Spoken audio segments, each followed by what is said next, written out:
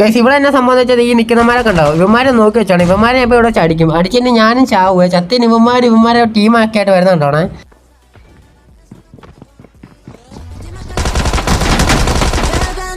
ഇവിടെ ഇപ്പം അടിച്ചിട്ട് അതിന് ഇവന്മാർ സ്കോഡുമായിട്ട് വരുന്നുണ്ട്. അത് ഇപ്പം ഇവിടെ വെച്ചാൽ കണ്ടോണേ.